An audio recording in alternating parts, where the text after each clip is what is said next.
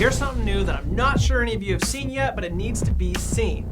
It doesn't look like much, and when you read it, you probably glossed right over it. But let's slow down and take a look and see what this really means. Because, after all, lenders and realtors, this very well could cost you your deal. So, what is it? Well, take a look at a recent short sale approval from Freddie Mac. Step 2 at closing says this. The deed says conveying the property to the purchaser should be amended in compliance with the applicable state law to include the following provisions.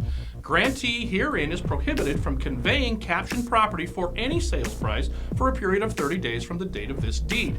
After this 30-day period, grantee is further prohibited from conveying the property for a sales price greater than, insert value equal to 120% here, of short sale price, until 90 days from the date of this deed.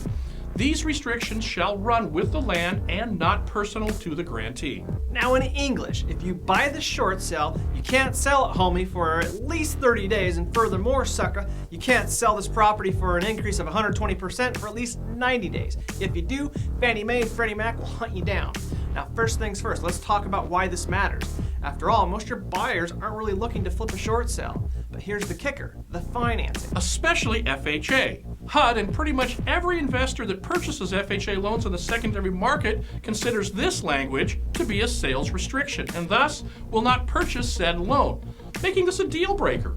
Furthermore, you may have a problem if the lender that is financing the property is either brokering it or selling it in the secondary market to investors like Wells or Chase. They also don't like the sales restriction on the borrow, and this loan may have to be written and sold directly to Fannie Mae and Freddie Mac. Now, realtors don't check out. I know you're about to, but this is important as fewer and fewer lenders are actually selling directly to the GSEs, Fannie Mae and Freddie Mac. If as a realtor or a lender you see this verbiage, stop and make sure that this is not a deal breaker. It very well could be. Now, to the why. Why did they do this? Well, just like anything else, there's always someone looking to take advantage of the situation. Any of your friends or clients ever call you and say, hey, I just got a weird phone call from a guy that said he'd like to buy my house and then resell it back to me? Well, there you go. These investors make an offer on a short sale at a ridiculous price. Some go through and some don't. But the offers that do go through, the investors sell it back to the homeowner for less than what was originally owed. The investors make some money for their trouble, the bank takes it in the shorts, and the homeowner and investor just pulled a fast one on the lien holder. Until now, this is why we are seeing this language. See, leave it to some wicked, savvy, crooked investor to ruin it for the rest of us.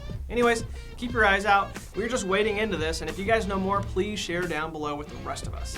So here's the deal on rates. They're going up. Officially, the party's over. Now, we can sit here and show you Japanese candlestick graphs and talk about the 50 and 100-day moving averages and ceilings of resistance, but I'm pretty sure you all will click out in about 5 seconds. So trust me, unless something major happens, rates are officially on the move.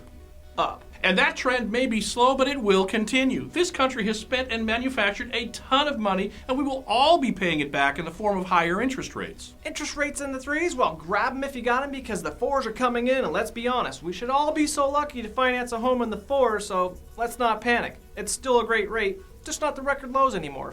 Hey, here's a fun fact as we leave you. If you're like me and you're sitting and wondering why the Dow is at 14,000, similar to the heyday in 2007, well, consider this. Maybe 14,000 isn't 14,000 anymore, just like a dollar doesn't buy as much as it did 10 years ago. The Dow being at 14,000 may not mean the same thing. We still have 11 million people unemployed. I'm not so sure that things are all hunky-dory just yet. Maybe, just maybe, the Dow's numbers are inflated due to the Fed making it rain with new crisp Benjamins. So can we all agree that a dollar isn't a dollar anymore due to the quadrillions we've printed? Maybe a better measurement of the U.S. economy's success would be if we priced the Dow in gold instead of dollars. After all, gold is a real currency, it's not just paper. The Dow's all-time high was in October of 2007 when it was 14,164. Gold at the time was at $7.92 an ounce. That means priced in gold, the Dow would be 17.88. Today, the Dow is at 14,000 and gold is at 1668 per ounce. That same calculation today is 8.39.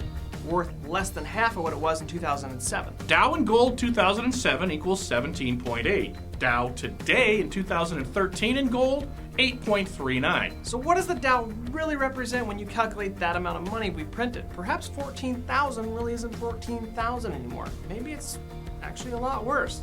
Just a thought, and yes, we know that's a scaled down version of how you would calculate it. Just food for thought, and we'll see you guys next week.